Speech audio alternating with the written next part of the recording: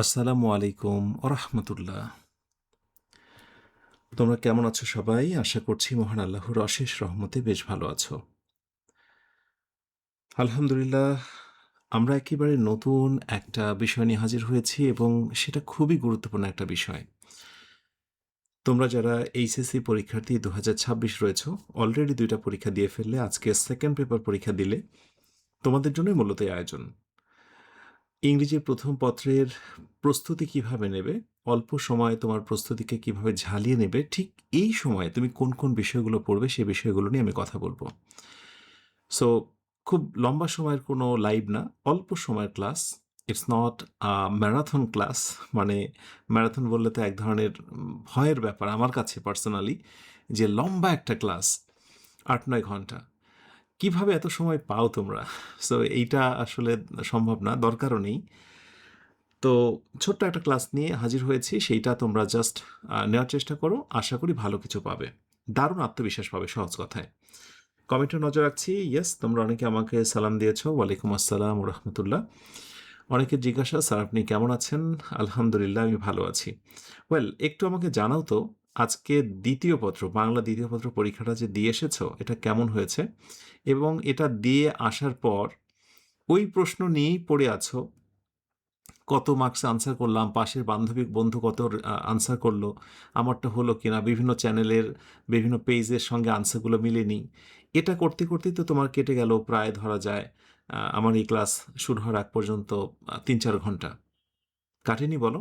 কিন্তু আমি যদি প্রশ্ন করি তোমাকে, আদৌ কি এতে কোনো লাভ হয়েছে? কোনো লাভ হয়নি। সো একটাই কথা বলি, যে পরীক্ষা হয়ে গেছে, পরীক্ষা দিয়ে আসার পর পার্সোনালি আমি যেটা করতাম, ওই কোয়েশ্চেনটা একেবারে খাটের নিচে, বেডশিটের নিচে আমি ওটা রেখে দিতাম। হ্যাঁ, তোশক কম্বলের নিচে আমি রেখে দিতাম, যে ওটার আমি দেখবই না, কারণ আমার এখন তো আর রিকভার হওয়ার অপশন নেই। এনিওয়ে, এটি তোমাকে করতে হবে, আত্মবিশ্বাসী হতে হবে, শুধু কোয়েশ্চেন্স মেলানোর কোনো এখানে আর সময় নেই। আচ্ছা, আয়োজনটি শুরু করব। তোমরা আজকের এই পুরো আয়োজনে ইংরেজি প্রথম পত্রের 3টি বিষয় সম্পর্কে অবগত হবে। কোন 3টি বিষয়? ইয়েস, এই হচ্ছে 3টি বিষয়। কি পড়ব? একেবারে প্রপার গাইডলাইন, দিক নির্দেশনা। আমি স্যাম্পল কোয়েশ্চেন নিয়ে কিভাবে পরীক্ষার খাতায় লিখবে, নাম্বার 2 যেটা, কিভাবে লিখবে সেটা দেখাবো। এবং কি করলে বেশি নম্বর পাওয়া যায়, অ্যাজ ইউজুয়াল জায়গা থেকে সরে এসে কিভাবে নাম্বার বেশি পাওয়া যায়, সেই বিষয়টা আমি তোমাদের জানাবো। সো এই 3টা বিষয় কিন্তু এই মুহূর্তে তোমার জানা দরকার। ব্যাস, এগুলো জেনে নেবে, তারপরে পড়ার টেবিলে বসবে। ঠিক আছে? লম্বা সময়ের ক্লাস বা আর কোনো ক্লাস ঘোরাঘুরি করার দরকার নেই। মনে রেখো, ঠিক এই সময় তুমি যদি 10 জন স্যারের সাজেশন ফলো করো, তাহলে তুমি কিন্তু ডিলেমা, দ্যাট মিন্স উভয় সংকটের মধ্যে পড়ে যাবে। কারণ এক একজন এক একভাবে হয়তো ইমপ্রেস করতে চাইবে, যদিও সঠিক গাইডলাইন সবার একই হওয়া উচিত বা হবে হয়তোবা, কিন্তু তুমি অ্যাজ এ লার্নার কনফিউজড হতে পারো। সো বেশি জায়গা ঘোরাঘুরি করার দরকার নেই, আমি যা দিচ্ছি নিয়ে পড়ার টেবিলে বসে যাও। আচ্ছা, এবার আমি যদি তোমাদেরকে জিজ্ঞাসা করি যে ফার্স্ট পেপারে 100 মার্কস, রাইট? আচ্ছা, চোখ বন্ধ করে তোমরা কারা কারা বলতে পারবে যে কত নম্বর প্রশ্নতে আসলে কি রয়েছে? বলতে পারবে তোমরা? যে ধরো 1 নম্বরে প্যাসেজ থাকে, প্যাসেজের এই প্রশ্ন, তার নম্বর হচ্ছে এটা, 5 নম্বরে এই প্রশ্ন, 6 নম্বরে এই প্রশ্ন, তার মার্কস হচ্ছে এটা। চোখ বন্ধ করে কি দেখতে পাচ্ছ তোমরা? যারা দেখতে পাচ্ছ এবং জানো, মাশাআল্লাহ। আর যারা জানো না, তারা এখন একটু দেখে নাও, এবং এটা খুবই গুরুত্বপূর্ণ। এই হলো আমাদের ইংরেজি প্রথম পত্রের মান বন্টন। মান বন্টন, আমি বলবো যে এইটা হচ্ছে তোমার অনেকটা এরকম, একটা কথা আছে যে ওয়েল বিগ্যান হাফ ডান। কোনো কিছু ভালো করে শুরু করা মানে তার অর্ধেকটা শেষ হয়ে যাওয়া। এই মান বন্টন যার কন্ট্রোলে থাকবে, যে এখানে 2টা পার্ট, ফার্স্ট পেপারে কোয়েশ্চেনের 2টা পার্ট, আমরা স্যাম্পল কোয়েশ্চেনও দেখাবো, সেটা একটু পরে আমি তোমাদের স্যাম্পল কোয়েশ্চেনে A to Z আমি তোমাদের দেখাচ্ছি। সো এই পার্ট এতে থাকবে 60 মার্কস, পার্ট বিতে থাকবে রাইটিং পার্টে 40 মার্কস। এই 60 মার্কসের মধ্যে কি থাকবে? সিন প্যাসেজ থাকবে। সিন প্যাসেজ থেকে মার্কস থাকবে হচ্ছে 35 মার্কস। আচ্ছা, সিন প্যাসেজ, দ্যাট মিনস এই সিন থেকে থাকবে হচ্ছে এই ফ্লো চার্ট, সামারি সহ এই 3টা, একটু ভালো করে বোঝো। এগুলো তোমাদের টেক্সট বই থেকে থাকবে, আমি সেই সাজেশনটাও তোমাদের শেয়ার করছি যে কোনগুলো এই মুহূর্তে পড়বে। তো প্রথম যে প্যাসেজটা থাকবে, সেই প্যাসেজ থেকে এমসিকিউ থাকবে এবং শর্ট কোয়েশ্চেন থাকবে। ওকে? এবং আরেকটা সিন প্যাসেজ থাকবে, সেখান থেকে থাকবে ফ্লো চার্ট এবং আরেকটা তোমার সিন প্যাসেজ থাকবে অথবা কবিতাও থাকতে পারে, সেখান থেকে থাকবে হচ্ছে সামারি রাইটিং। এই পাশে মার্কসগুলো একটু দেখে নিও।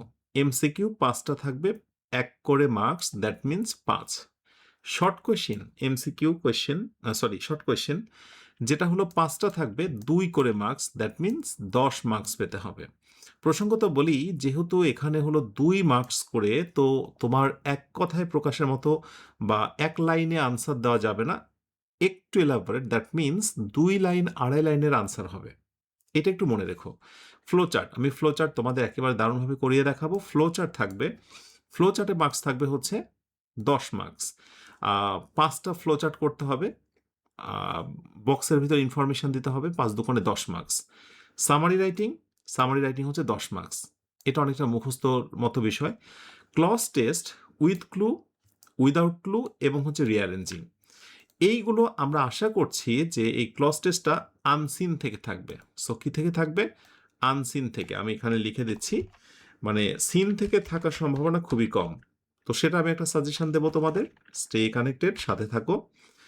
আচ্ছা, সো আনসিন, এবং আমি ধরে নিচ্ছি ক্লজ টেস্ট উইদাউট ক্লু যেটা, সেটাও আনসিন থেকে থাকবে, সেটাও থাকবে আনসিন থেকে।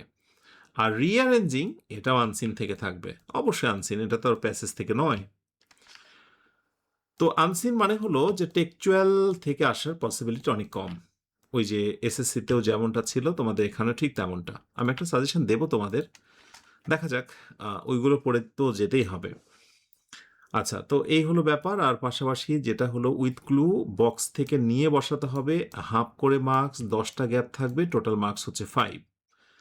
আর উইদাউট ক্লু যেটা, কোনো বক্সে কিছু থাকবে না, তোমাকে আনসার নিতে হবে, 10টা মানে ক্লু, সরি কি বলে, গ্যাপ থাকবে, প্রতিটা 1 করে মার্কস, টোটাল হচ্ছে 10 মার্কস।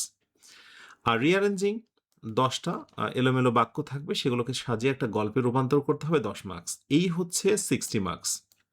এখন যদি এটা তুমি চোখ বন্ধ করে বলতে পারো যে আচ্ছা, প্রথমে থাকবে প্যাসেজ, সেখান থেকে এমসিকিউ, শর্ট কোয়েশ্চেন, এরপরে ফ্লো চার্ট, সামারি রাইটিং, আমি কিন্তু চোখ বন্ধ করে বলছি যদিও বুঝবে না যে আসলে বলছি কিনা।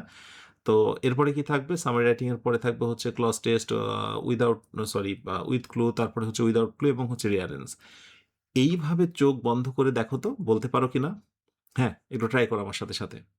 হ্যাঁ, 1 number, 2 number, 3 number, 4 number, 5 number, 6 number. Yes, rearranging. এইটা কন্ট্রোলে রাখতেই হবে তোমাকে। এরপরে আসো পার্ট বি তে কি আছে? 40 মার্কস রাইটিং। এই রাইটিং অংশে যারা বানিয়ে লিখতে পারে তারা তো ভালো করবে, কিন্তু যারা বানিয়ে লিখতে পারে না তারা কি করবে? আ অল্প সময়ে তাদের জন্য কিছু ফর্মুলা থাকবে আমার সবশেষে। So paragraph 10 marks. Completing story. এই কমপ্লিটিং স্টোরি ট্র্যাডিশনাল আসতে পারে অথবা ক্রিয়েটিভ, এটা একটু মনে রেখো। ট্র্যাডিশনাল অথবা ক্রিয়েটিভ, 7 মার্কস। যদি ট্র্যাডিশনাল আসে, বাইজিদ বোস্তামির একটা গল্প হতে পারে, অথবা পিঁপড়ার সেই গল্পটা হতে পারে, ফার্স্টি ক্রো হতে পারে, ইত্যাদি। এইগুলো হচ্ছে ট্র্যাডিশনাল। আর ক্রিয়েটিভ হচ্ছে এই গল্পটা এক একজনের এক এক রকম হবে। সো এই গল্পটা শুরু, শেষ এবং টাইটেল, সো এটা ভিন্ন রকম হতে পারে। হ্যাঁ, সো ক্রিয়েটিভ পরীক্ষায় যদি আসে, এখানে বানিয়ে লিখতে হবে, না পারলে একটু ব্যথার কারণ বলা যায়। এরপর নাম্বার 9 এ আসো, ইনফর্মাল লেটার অথবা ইমেল, এই দুটোর যে কোনো একটা আসতে পারে। ইনফর্মাল লেটার মানে কি? ইনফর্মাল দ্যাট মিনস হচ্ছে চিঠি, তাই না? ফর্মাল মানে হচ্ছে অ্যাপ্লিকেশন, আর ইনফর্মাল হচ্ছে চিঠি, লেটার। সো লেটার আসবে, সেই লেটারটাই জাস্ট ইমেল আকারে আসতে পারে, জিনিসটা এক। তবে আমরা আশা করছি, এবং এটা তোমরা ধরে নিতে পারো যে ইনফর্মাল লেটার আসার সম্ভাবনাই 100-এ বলা যায় 100।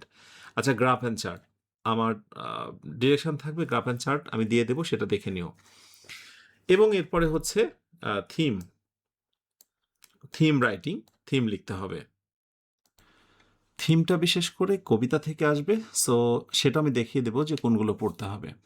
ওয়েল, তাহলে ব্যাপারটা দাঁড়ালো যে অভিন্ন প্রশ্ন পদ্ধতিতে পরীক্ষা শুরু হচ্ছে।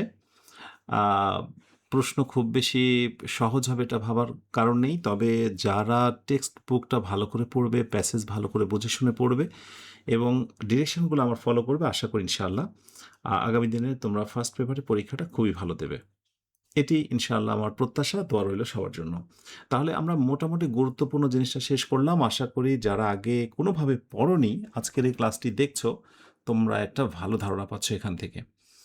ব্যাস, এবার আমরা স্টেপ বাই স্টেপ সাজেশনগুলো দেখব এবং সাজেশনের শেষে একেবারেই একটা স্যাম্পল কোয়েশ্চেন, ধরা যাক ওই কোয়েশ্চেনটা তোমার পরীক্ষায় এসেছে, পরীক্ষায় তুমি কিভাবে আনসার করবে সেটা আমি দেখিয়ে দেব। ব্যাস, এর মধ্য দিয়ে সাজেশন পেয়ে গেলে, স্যাম্পল কোয়েশ্চেন পেয়ে গেলে, সেখানে বর্ণিত বিষয়গুলোর মধ্য দিয়ে জানতে পারবে যে কিভাবে তুমি ভালো নম্বর পেতে পারো। এই সব কিছু তুমি পেয়ে যাচ্ছ আর অল্প কিছুক্ষণের মধ্যে। সো গুরুত্বপূর্ণ পয়েন্টসগুলো নোট করে নেবে। সাথে আরেকটা বিষয় বলি যে ক্লাসটি শেষ হলে প্রথম কমেন্টটা ভালো করে খেয়াল করবে, কারণ প্রথম কমেন্টে আমি সব কিছু দারুণভাবে সাজিয়ে দেবো।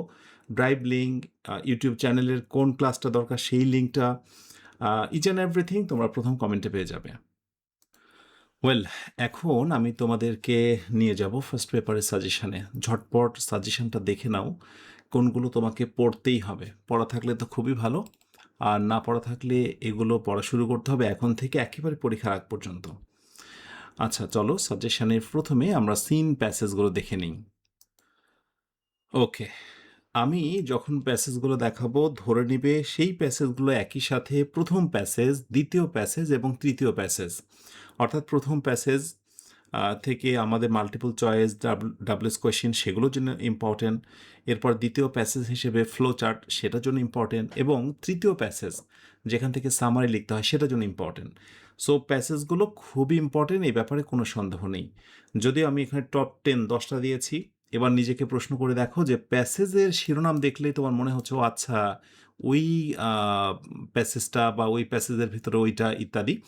সো যারা যারা অনুভব করছো যে হ্যাঁ এগুলো আমার পড়া আছে, কন্ট্রোলে আছে, that's really good enough. So এখন ইম্পর্টেন্ট হচ্ছে এইগুলো, সবগুলো দেখতে পাচ্ছ এখানে 1 থেকে 10 পর্যন্ত, এখানে বলার কিছু নেই, আমি পরে দেখাবো। তবে প্যাসেজ কিভাবে পড়বে সেইটা আমি পরে দেখাবো তোমাদের। যেহেতু 3টা প্যাসেজ আমাদের পরীক্ষায় থাকবে, তার ভেতরে আমি দিয়েছি মাত্র 10টা, এটা একটু রিস্ক হয়ে যায়। সো টু অ্যাভয়েড রিস্ক আরও কিছু প্যাসেজ তোমরা দেখবে।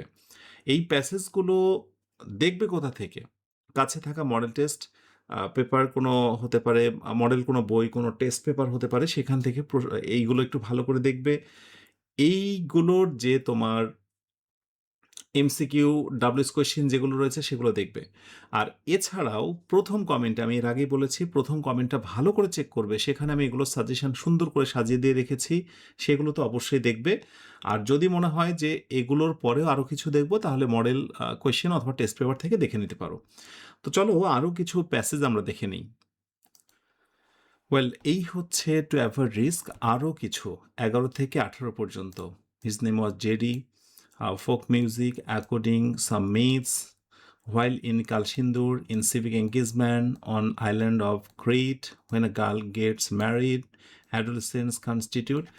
আশা করছি ইনশাআল্লাহ প্রথমে 10টা এবং পরবর্তীতে এই হচ্ছে বাকি 8টা। এই 18টা তোমাদের জন্য একেবারে টপ নোজ, সবচেয়ে গুরুত্বপূর্ণ তোমাদের জন্য প্যাসেজ। এর থেকে গুরুত্বপূর্ণ প্যাসেজ আর হতেই পারে না। এবার নিজেকে প্রশ্ন করে দেখো যে এগুলো ঠিকঠাক পড়া রয়েছে কিনা, না থাকলে এখানে ওখানে ঘোরাঘুরি না করে আমার ক্লাসটা শেষ হলেই টানা পড়তে বসে যাও। কিভাবে পড়বে সেটা তো আমি দেখাবো সব শেষে। এরপর প্যাসেজের পর আমরা একটু রাইটিং পার্টে আসি। প্যাসেজ থেকে আরও যে বিষয়গুলো আছে, with clue, without clue, rearrange, সেটা আমি তোমাদেরকে সব শেষে দেখাচ্ছি। আচ্ছা, রাইটিং অংশটা সেরে নিই আগে। এই 10টা প্যারাগ্রাফ তোমাদের পড়া আছে কিনা দেখো, না থাকলে পর্যাপ্ত ইনফরমেশান নিয়ে নাও, কারণ হতে পারে বললো যে write a paragraph on July uprising. So July আপরাইজিংয়ের ওপরে তোমাকে প্যারাগ্রাফ লিখতে হবে, তোমার কন্ট্রোলে আছে কিনা, তুমি তথ্য জানো কিনা। বানিয়ে লিখতে গেলেও কিন্তু বাংলা তথ্য জানতে হয়। সো তথ্যগুলো নিয়ে নাও, আর যদি সম্ভব হয়, না থাকলে এটা মুখস্থ করে হলে তোমাকে পরীক্ষার হলে যেতে হবে। Okay, so food adulteration, human rights, civic engagement, artificial intelligence, এই প্রথম 5টা, এর সাথে তুমি হচ্ছে প্রাইজ হাইকটাও রাখতে পারো। এই 6টা খুব ইম্পর্ট্যান্ট। নিঃসন্দেহে খুব ইম্পর্ট্যান্ট। এর সঙ্গে বাকিগুলো নেবে। এই হচ্ছে 10টা। আমি তোমাদের জন্য সাজেশন দিলাম। ভালো করে একটু পড়ে নাও। ইনশাআল্লাহ কপাল পোড়া না হলে ঘটনা ঘটে যেতেও পারে। আচ্ছা, এরপরে আসি আমরা কমপ্লিটিং স্টোরিতে। কমপ্লিটিং স্টোরি ক্ষেত্রে হলো গিয়ে তোমাদের স্বাভাবিকভাবেই ট্র্যাডিশনাল স্টোরি আসার সম্ভাবনা রয়েছে, আবার একই সাথে ক্রিয়েটিভ। তো ট্র্যাডিশনাল যেগুলো মুখস্থ করার মতো ব্যাপার, সেইগুলো হচ্ছে এইগুলো 1 থেকে শুরু করে 10 পর্যন্ত। এই কয়টা খুব ইম্পর্ট্যান্ট। এগুলো মুখস্থ করার মতো। যারা বানিয়ে লিখতে পারো সেটা তো খুবই ভালো। সাথে এটাও বলি, যদি ক্রিয়েটিভ আসে, ক্রিয়েটিভের ক্ষেত্রে তোমরা মোটামুটি একটা কথা মনে রাখবে যে কোনো একটা গল্প শুরুটা সবার একই হবে, কারণ ওইটা তো কোয়েশ্চেনে কিছুটা দেওয়াই থাকবে, 1-1.5 লাইন দেওয়া থাকবে।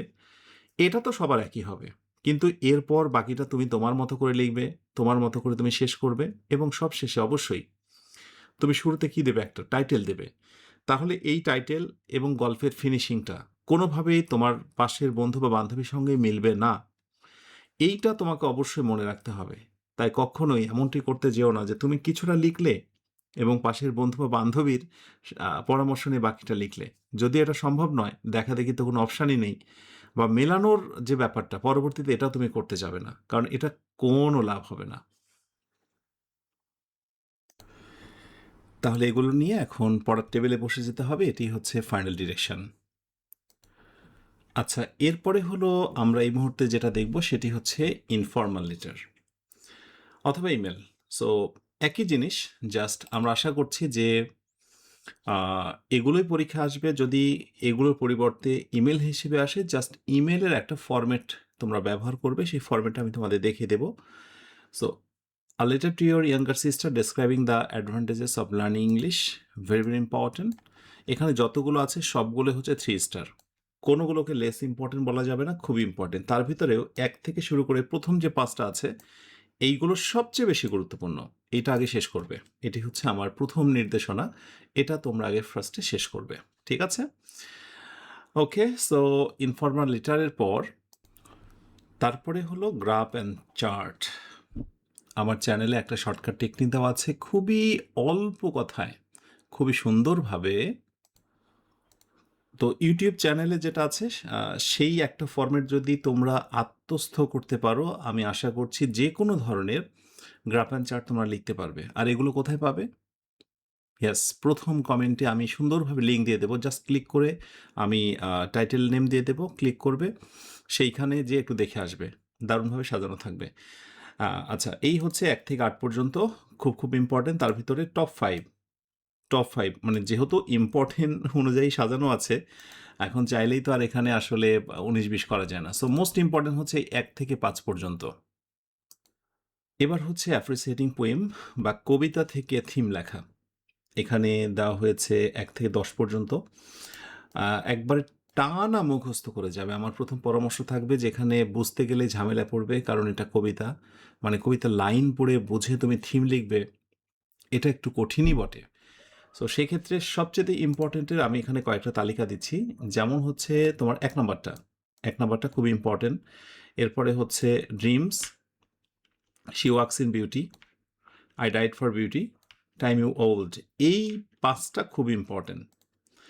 অন্যান্যগুলোতে দেখো ধারাবাহিকভাবে কিন্তু আমি টোটাল 1, 2, 3, 4, 5 দিয়েছিলাম, কিন্তু এখানে একটু আলাদা করে এইগুলো একটু বেছে পড়ো, এবং তারপরে হচ্ছে সেকেন্ড অপশন হিসেবে বাকি যেগুলো রইলো সেগুলো পড়ে নেবে। ওয়েল, তাহলে মোটামুটি ফার্স্ট পেপারের রাইটিং পার্টের যে ব্যাপারগুলো ছিল সেইগুলো শেষ হলো। এখন আমাদের দেখা দরকার উইথ ক্লু, উইদাউট ক্লু এবং হচ্ছে রিয়ারেন্স। এই হচ্ছে উইথ ক্লু। আচ্ছা, আমি তোমাদেরকে যদি বলি, আচ্ছা বলো তো উইথ ক্লুর মার্কস কত? যেটা আমি প্রথমে তোমাদের দেখালাম, তোমরা কি বলতে পারবে? হ্যাঁ, 5 মার্কস। এই 5 মার্কসের জন্য তোমাকে অনেক কিছুই জানতে হবে, পড়তে হবে। আর যেহেতু এটা আনসিন সোর্স থেকে আসবে, টেক্সচুয়াল আসার পসিবিলিটি 1%। তো সেই অনুযায়ী পরামর্শ থাকবে যে যদি মনে করো কিছু দেখে যাব, কোনগুলো দেখব, কোনগুলো পড়ে যাব, তাহলে বলবো 1 থেকে 18। সাথে এটাও তোমাদের বলে দিই, এই জায়গাটায় কমন দেওয়ার ব্যাপারে কেউ যদি বলে যে কমন আসবে দিয়ে ফেললাম, এটা কিন্তু একটু কঠিনই বটে। যদি এসে যায় এটা কাকতালীয়, কিন্তু পড়ে যাব কোনগুলো, আমি বলবো অবশ্যই ডেফিনেটলি 1 থেকে 18 পর্যন্ত। এইগুলো একটু খুঁজে, খুঁজে টেস্ট পেপারে শিরোনামগুলো একটু দেখবে যে কোনটাতে এডুকেশন রয়েছে, দ্য ডিস্ট্রাকশন অফ ফরেস্ট রয়েছে। শিরোনামগুলো, কিওয়ার্ডগুলো মিলিয়ে ব্যাস ওইগুলো একবারে চুটিয়ে পড়া শুরু করে দাও। এটি হচ্ছে পরামর্শ। উইথ ক্লুর জন্য এই 18টি, এরপর দেখব উইদাউট ক্লু। এই হচ্ছে উইদাউট ক্লু, এখানেও রয়েছে 18টি। খুব খুব ইম্পর্ট্যান্ট। একইভাবে এখানে মার্কস থাকবে 10, তোমরা জানো, বিকজ যেহেতু উইদাউট কোনো ক্লু থাকবে না, পরিশ্রম একটু বেশি, তাই মার্কসও বেশি দেওয়া হয়েছে। এটা খুব ভালো ব্যাপার।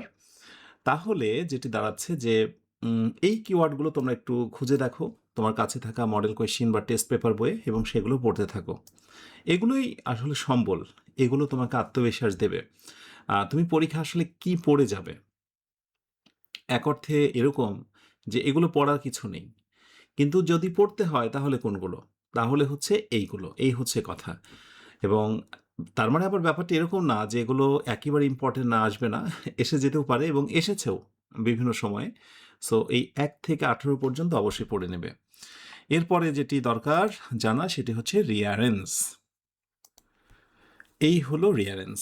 তো দেখো আমি কিন্তু সবগুলো একটা স্লাইডে দিচ্ছি যাতে করে তোমরা একটু স্ক্রিনশট নিয়ে নিতে পারো বা থামিয়ে তোমরা একটু নোট করে নিতে পারো।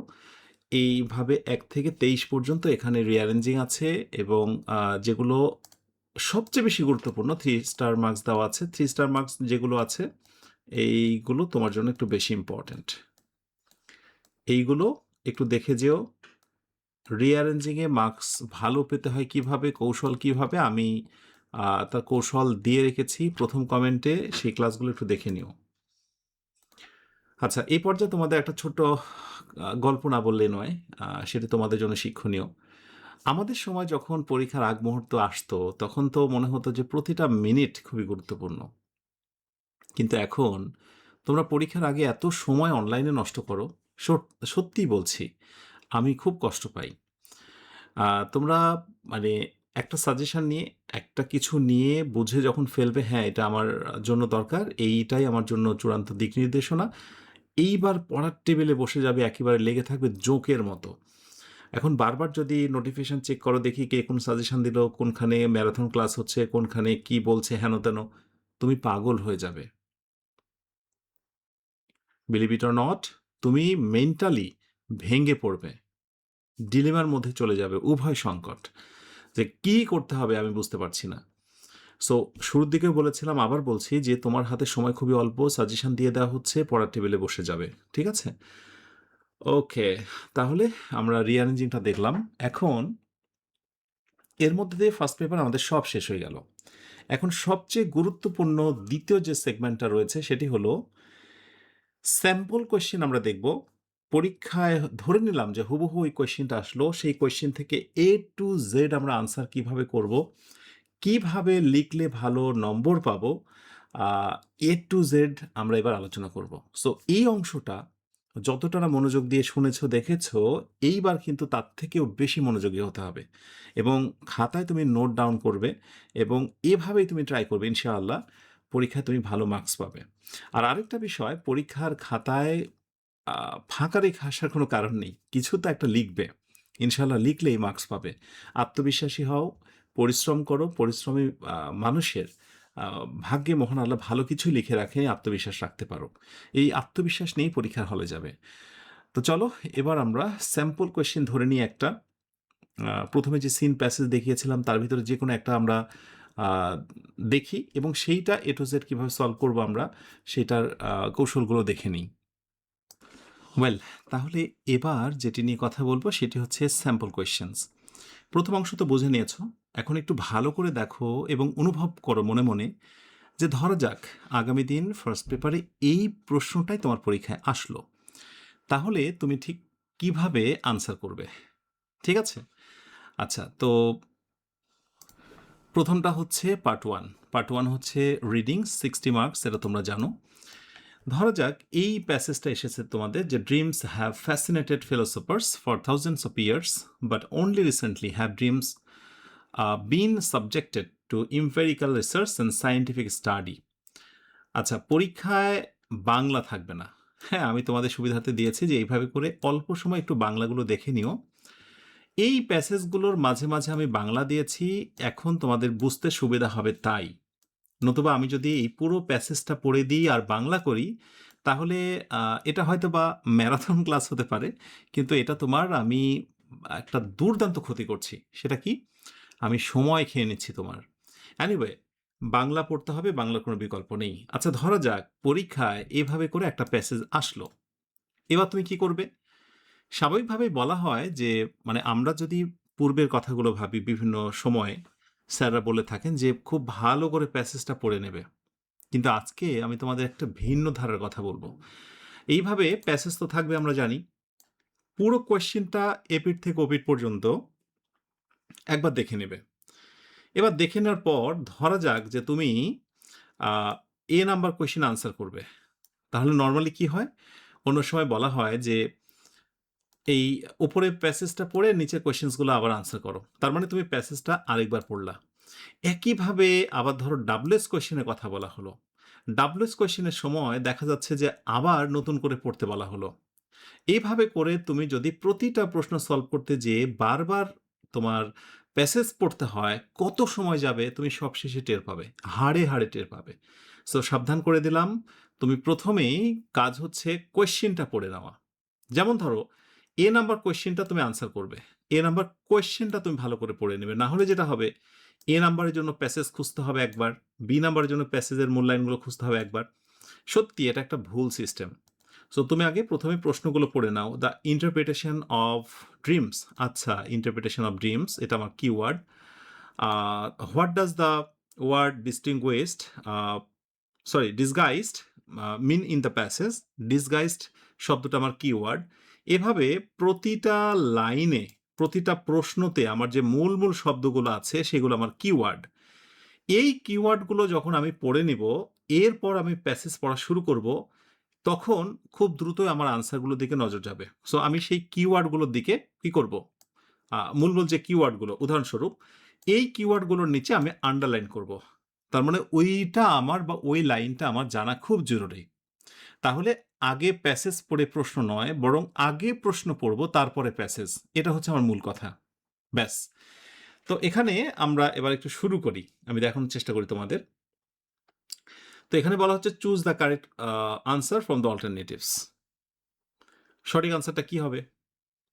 তুমি যদি প্যাসেজের প্রতিটা ওয়ার্ডের অর্থ না বুঝো এবং প্যাসেজে মূলত কি বলা হচ্ছে সেটি যদি না বুঝো, তুমি কোনোভাবে আনসার করতে পারবে না। Okay? So the interpretation of dream is, the interpretation of dream এটা আসলে কি ধরনের বুক? তো এখানে বলা হয়েছে থিওরিটিক্যাল বুক। আমি জাস্ট আনসারটা তোমাদের দিয়েছি।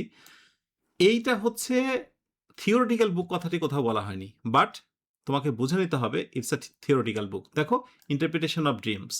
তো প্যাসেজ যদি ভালো করে না বোঝো, পরীক্ষার হলে তুমি আনসার করবে কি করে?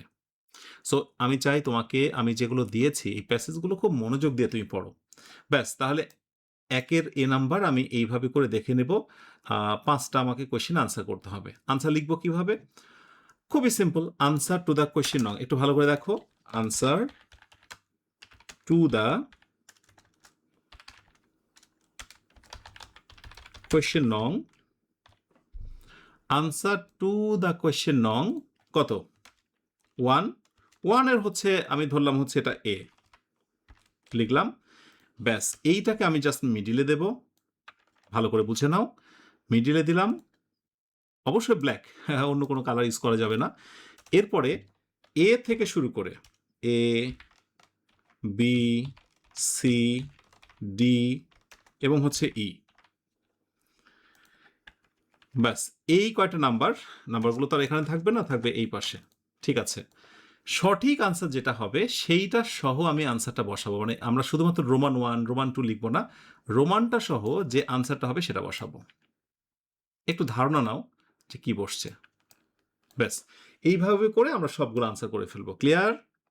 কে কি বলল, হবে কি হবে না আজকের পর, এখনকার পর আর এটা নিয়ে কোনো সন্দেহের মধ্যে থাকা যাবে না। তুমি চাইলে এখানে ডি এর পর একটা অ্যারো মার্ক ইউজ করতে পারো। সেটা চলে, সমস্যা নেই। তো হলো, এই হলো এমসিকিউ। আর এমসিকিউ কোয়েশ্চেন আনসার করার ক্ষেত্রে কিছু স্ট্র্যাটেজি, কৌশল জানতে হয়। আমি প্রথম কমেন্টে তোমাদের জন্য দিয়ে রেখেছি। সুন্দরভাবে দেখে নিও যে এমসিকিউ কোয়েশ্চেন কিভাবে মূলত প্যাসেজ থেকে সলভ করতে হয়। ক্লিয়ার? আচ্ছা, এরপর আমরা বি নাম্বারে যদি আসি, তাহলে বি নাম্বার কি? বি নাম্বার হচ্ছে কোয়েশ্চেন। এখানে গুরুত্বপূর্ণ পয়েন্ট বলে রাখি তোমাদের। কোয়েশ্চেন মানে হলো সেখানে ২ মার্কস। একটা আনসারে ২ মার্কস। সো আনসারটা তুমি খেয়াল করো। এখানে বলা হচ্ছে, what is the theory of Sigmund Freud about dreams? Dreams সম্বন্ধে সিগমন্ড ফ্রয়েড আসলে কি বলেছেন? তো দেখো, এইখানে কিন্তু ১ লাইনের কোনো আনসার নেই। আনসার কিন্তু প্রায় ১.৫ লাইন ২ লাইন। ইয়েস, এটা আমি তোমাদের বলেছিলাম যে ডাব্লিউএস কোয়েশ্চেন আনসার কখনোই ১ লাইনে বা ১ কথায় প্রকাশের মতো হবে না, একটু বড় করতে হবে। How much has science bin successful in explaining dreams? অর্থাৎ স্বপ্ন ব্যাখ্যা করতে বিজ্ঞানের সাফল্য কতটুকু? দেখো, আনসার প্রায় ২.৫ লাইনের মতো। তো এখানে ব্যথার কারণ হচ্ছে যে এই মুহূর্তে তো আসলে তুমি বানিয়ে লেখাও শিখতে পারবে না। ব্যাপার তো এরকম নয় যে মুহূর্তের মধ্যে লেখা যায়। সো তুমি যদি প্রশ্নের বাংলাটা বুঝতে পারো, আমি কৌশলটা বলছি, সেইটা বাংলাটা বুঝে প্যাসেজ থেকে তুমি আনসার নিতে পারবে, বাট হুবহু কোনো লাইন ফলো করতে পারবে না। মানে হয় না অনেক সময় অনেক শিক্ষার্থীরা করে, দয়া করে এটা করো না তোমরা। যদি করেও ফেলো, তাহলে এইটা থেকে ভালো মার্কস পাবে এটা প্রত্যাশা করো না। হুবহু না, উনি মানে ফ্রম ইওর ওন ওয়ার্ড, তোমার একেবারে নিজস্ব ভঙ্গিতে লিখতে হবে মূল যেটি চাওয়া হয়েছে সেই কথাটাকে।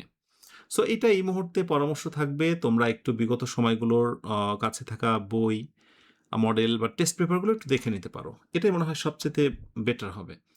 ওকে, এখন প্রশ্ন হচ্ছে আমি পরীক্ষার খাতায় আনসার লিখব কিভাবে? একইভাবে আনসার টু দ্য কোয়েশ্চেন নং ১ এর বি, তারপরে এ বি সি ডি দিয়ে জাস্ট যেটা উত্তর হবে সেই উত্তরটা লিখবে। মানে প্রতিটার ক্ষেত্রে আলাদা করে আনসার লিখতে হবে না। মানে কি ভুলটা করে সবাই? ধরো এ, কথার কথা আনসার টু দ্য কোয়েশ্চেন নং ১ এর বি, তো তারপরে ধরো লিখলো হচ্ছে বি, এরপর কি করে এখানে আবার আনসার লেখে, কোলন দিয়ে আনসার, এরপরে আবার আনসার দেয়। হ্যাঁ, এইটা এক ধরনের সমস্যা, একটা প্রবলেম। এইটা করা যাবে না। জাস্ট এটা বাদ। আমার যে উত্তরটা হবে সরাসরি আমি সেই উত্তরটা জাস্ট লিখে দেব। ইয়েস, বিয়ের যে উত্তর হবে সেটা। সাথে আরেকটা ব্যাপার বলি, আমাদের যদিও এই কথা প্রচলিত আছে যে কোয়েশ্চেনে তোমার যেটা কমন পড়বে, যেটা তুমি পারবে সেটা তুমি আগে আনসার করবে, তাই না? হ্যাঁ, এটা সত্য। তবে ভালো মার্কস পাওয়ার একটা গোপন শর্ত আছে। সেটা হলো ধারাবাহিকভাবে লিখে যাওয়া। এখন তুমি পারবেই না। ধরা যাক ১ নাম্বার তুমি আনসার করতে পেরেছ, কিন্তু ২ নাম্বার তোমার মনে হয় না তুমি পারবে। সেখানে ফাঁকা রাখো। কিন্তু যদি এমন হয় যে না, ১ এর আনসার করেছি, আমি ২ এর আনসার পারবো কিন্তু এই মুহূর্তে ঠিকঠাক মনে হচ্ছে না, তাহলে ৩ নাম্বারটা তুমি লিখতে পারো। কিন্তু ২ এর জায়গাটা তুমি কি করবে? ১ এর পরে ৩। কিন্তু যদি মনে হয় যে না আমি পরবর্তীতে ২ নাম্বারটা লিখবো, এরকম যদি ইনটেনশন থাকে তাহলে ১ এর পরে ২ টা একটু ফাঁকা রাখো, ওই জায়গাটা ফাঁকা রাখো। পরে ১ নাম্বারটা হয়েছে, ৩ নাম্বার লিখেছো, এবার পরে তুমি ২ নাম্বারটা লিখে নিও। এটা খুব ভালো একটা, মানে কি, ওই শিক্ষক যদি তোমার খাতা দেখতে একটু কমফোর্ট ফিল করেন, একটা মার্কস মানে কোনো না কোনোভাবে কোনো জায়গায় তোমার কিছু মার্কস বেড়ে যায়। বিশেষ করে রাইটিং পার্টে একটা ইমপ্রেশন আসে। এই কথাটা অনেকের কাছে আপেক্ষিক মনে হতে পারে, কিন্তু ইটস ট্রু। একজন শিক্ষককে তুমি যদি খাতা দেখতে সুবিধা করে দাও, তাহলে ওনার কাছ থেকে একটা বেনিফিট পাবে। সেটা কি? অর্থ সম্পদ নয়। তুমি ২-৪ মার্কস বেশি পেতে পারো। বাট এটা কোনো আনএথিক্যাল নয়। এটা এথিক্যাল একটা ভিউ থেকেই। তুমি সুন্দর করে সাজিয়ে গুছিয়ে লিখেছো, so you can deserve it. হ্যাঁ, ইউ ক্যান ডিজার্ভ ইট, যে তুমি এটা ডিজার্ভ করতেই পারো। তাহলে বি নাম্বারে আনসারটা আমরা এভাবে লিখবো। আনসারের পরিমাণটা একটু লম্বা হবে। নিজের ভাষায় লিখবো। ব্যাস, এই কথাগুলো মনে রেখো। এবার আসো ফ্লো চার্ট। খুব ইম্পর্টেন্ট একটা জিনিস, ফ্লো চার্ট। Flow chart. এই মুহূর্তে আমরা যেটা দেখবো সেটা হচ্ছে ফ্লো চার্ট। তো ফ্লো চার্টে কি বলা হয়েছে এই কোয়েশ্চেনটা থাকবে তোমাদের। Flow chart based on question and answer. আচ্ছা, এখানে একটা ব্যাপার হলো যে আরেকটা প্যাসেজ থাকবে। যে প্যাসেজগুলো দিয়েছি ইনশাল্লাহ এর ভিতরে থাকার পসিবিলিটি রয়েছে, সেখান থেকে বলবে যে রিড দ্য অ্যাবাভ প্যাসেজ, উপরে প্যাসেজটি পড়ো and make a flow chart. Flow chart তৈরি করো শোয়িং, সেখানে দেখাও ডিফারেন্ট ক্যারেক্টারিস্টিক্স অফ ড্রিমস। ড্রিমের কিছু কমন চরিত্র তুলে ধরো। এখানে একটা করে দেওয়া থাকবে।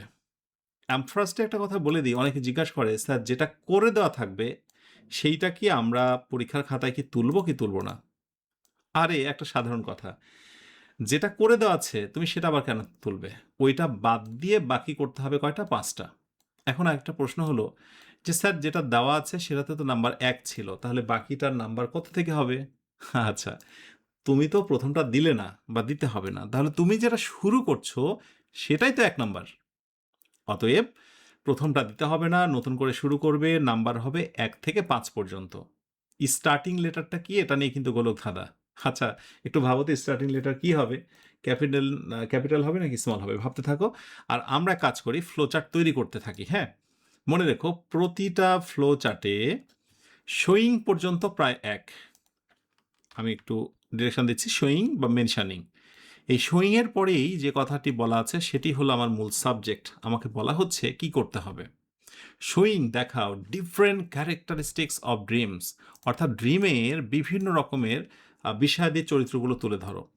আমরা একটা কাজ করব, প্যাসেজ তো আমরা ধরে নিচ্ছি প্রথম প্যাসেজটাই আমাদের আসলো, সেখান থেকে ড্রিমস বা স্বপ্নের যে বৈশিষ্ট্যগুলো সেগুলো আমরা ফ্লো চার্ট তৈরি করব এবং সেখানে প্র্যাকটিসের মাধ্যমে জানবো যে ফ্লো চার্টে কোন জিনিসগুলো রাখতে হয়, কিভাবে একটা বাক্যকে ছোট করতে হয়, কোন কোন বিষয়গুলো থাকলে ফ্লো চার্ট হচ্ছে, এই বিষয়গুলো আমরা এক্ষুনি দেখে নেব, হ্যাঁ?